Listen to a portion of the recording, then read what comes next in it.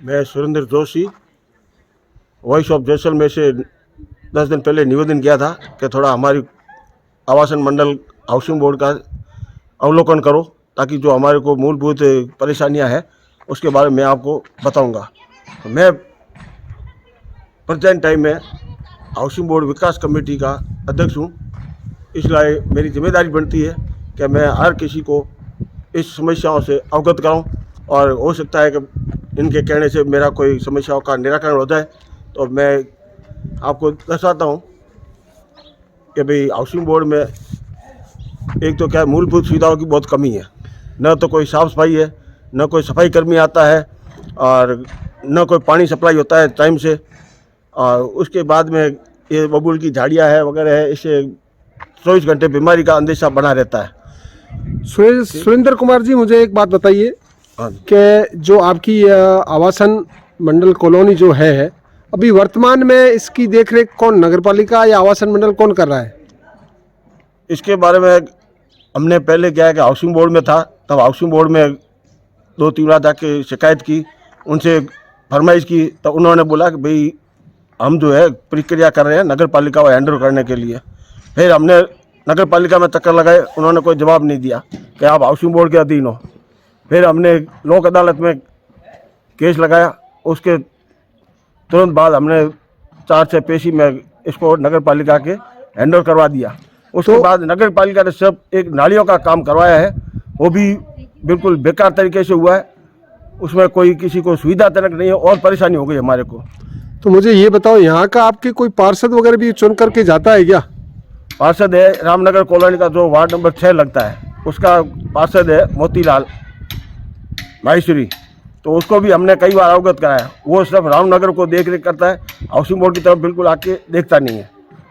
तो ये जो मेरा एरिया है, ये आप देख रहे हो, ये जो भी खाली प्लॉट है, इसमें भी क्या है कि बबूल की झाड़ियाँ है, न तो कोई इसको कटवाने का काम करता है, न मकान मालिक आते हैं। तो आवासन मंडल को भी हमने बता दिया कि भाई इनको अगर हो सकता है तो नोटिस दो कि भाई कम से कम साफ़ सफाई हो तो बीमारी न फैले। और आजकल बता रहे कि वापस कोरोना वायरस फैल रहा है, तो गंदगी में तो ज़्यादा होगा। मुझे सुरेंद्र जी ये बताओ, आप इस कॉलोनी में पूरे घूमे हुए हो? मैं एक एक मकान से वाकिफ हूँ, तो एक परिवार से वाकिफ हूँ। तो यहाँ आपके हिसाब से कितने अभी आवासीय लोग रह रहे होंगे? यहाँ कम से कम 350 परिवार अपने घरों में रह रहे हैं। अच्छा, 350 परिवार रह रहे हैं, और आवासीय सुविधाएं बिल्कुल नहीं है? बिल्कुल नहीं है। जैसे पानी का है तो हर 5 दिन बाद आता है सप्लाई, और जबकि हमारे को लिखित आदेश है कि 2-3 दिन में सप्लाई होगी, और न सफाई कर्मी बिल्कुल नहीं आता इधर। तो इस कॉलोनी में किस किस नाप या साइज के यहाँ जो मकान या भूखंड आवंटन है, या किस तरह के हैं? इस कॉलोनी में कम से कम 4-5 साइज के अलग अलग भूखंड है, जिसमें छोटा है 19x38 का, फिर है 20x54 का, फिर है 30x60 का, फिर 40x80 का, ऐसे अलग अलग लाइन में है। इसमें ए से MN तक सीरीज में ये बटे हुए हैं, और जबकि पानी टंकी हर दूसरे दिन भरने का आदेश है, पर यहाँ हर चौथे दिन हमारे को 5वें दिन सप्लाई आती है। तो मुझे सुरेंद्र जी ये बताओ कि आप इसमें, इस जो आवासीय कॉलोनी है, इसकी जो आपकी ये कमेटी बनी हुई है, इसके आप अध्यक्ष हो, कब से हो, और इसकी कमेटी में और कौन कौन है लोग हैं? मेरे साथ है 20 आदमी की कमेटी है, उसमें मेरे को अध्यक्ष चुना गया है, उपाध्यक्ष है वो बंसी जी बोरावट है, उसके बाद में मंत्री जो है ये हमारे परबत सिंह जी है इंदा, उसके बाद में लियाकत अली था, वो अभी कुछ काम से बाहर गए हुए हैं। बाकी यहाँ कम से कम 15 मेंबर है, तो वो प्रेजेंट है यहाँ। तो मेरा निवेदन है कि हमने उस लेटर पैड पे ही ज्ञापन दिया है, नगर परिषद को दिया है और कलेक्टर महोदया को भी दिया है। तो अभी तो हमारे को संतोषजनक कार्रवाई नहीं हो रही है, और न कोई सफाई का विशेष ध्यान दिया जा रहा है। और इसके तुरंत मैं आपको अपनी आवासीय कॉलोनी का भ्रमण करवाता हूँ, जरा देखिए। हाँ, ये क्या आपका? ये आवासन मंडल का पार्क है बच्चों को खेल कूद के लिए। और जबकि ये क्या है कि किसी व्यक्तिगत ये ठेकेदार के बजरी खनन का काम हो रहा है, तो ये मतलब प्रशासन यहाँ कोई ध्यान नहीं दे रहा है इस पार्क के बारे में। अच्छा, इसकी तो बहुत बुरी हालात है जोशी जी। क्या करें, हमने तो कई बार इनको ज्ञापन भी दिया है नगर परिषद से, और कलेक्टर महोदया टीना डाबी जी से भी मैं खुद ज्ञापन देके गया, लेडीज़ को लेके गया 10-15 को, फिर उसके ऊपर कार्रवाई कुछ नहीं हुआ। तो यह है हाउसिंग बोर्ड यानी कि आवासन मंडल का वह पार्क है जिसकी स्थिति बड़ी हकीकत। दयनीय है।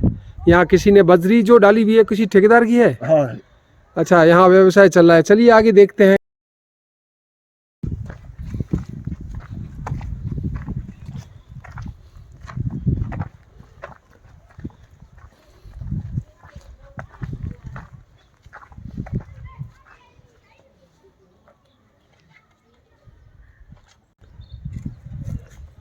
ये है आवास मंडल का हकीकत भ्रमण, जो मैंने आपको निवेदन किया कि हाउसिंग बोर्ड में इतना गंदगी फैला हुआ है।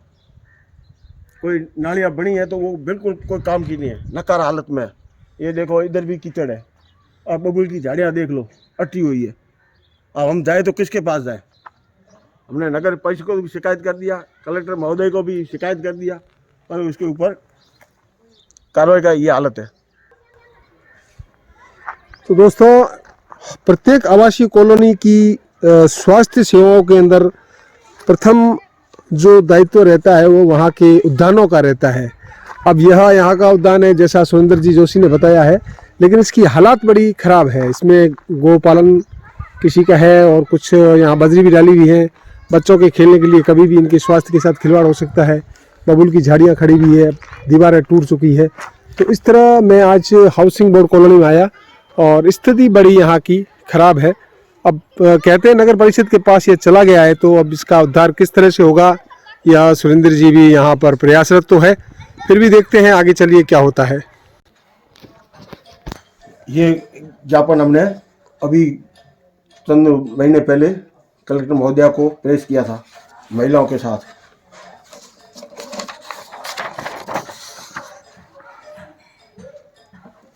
यह कौन सा जोशी जी, यह जो है यह नारकीय जीवन से परेशान हाउसिंग बोर्ड कॉलोनी।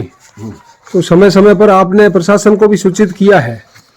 ये जो हमने हाउसिंग बोर्ड से हस्तांतरण किया वो लेटर है हमारे पास ऑफिशियल। अच्छा, ऑफिशियल इस कॉलोनी को नगर परिषद में हस्तांतरण किया। हाँ, बहुत बढ़िया है। लेकिन आपका ये कह सकते हैं कॉलोनी तो पक्की है लेकिन है ये कच्ची बस्ती के समान। हाँ बिल्कुल। ये हमने नगर परिषद आयुक्त महोदय से निवेदन किया था ज्ञापन के तौर पे। तो इस प्रकार समय समय पर आपने कई ज्ञापन दिए हैं लेकिन अभी तक निस्तारण नहीं हुआ है।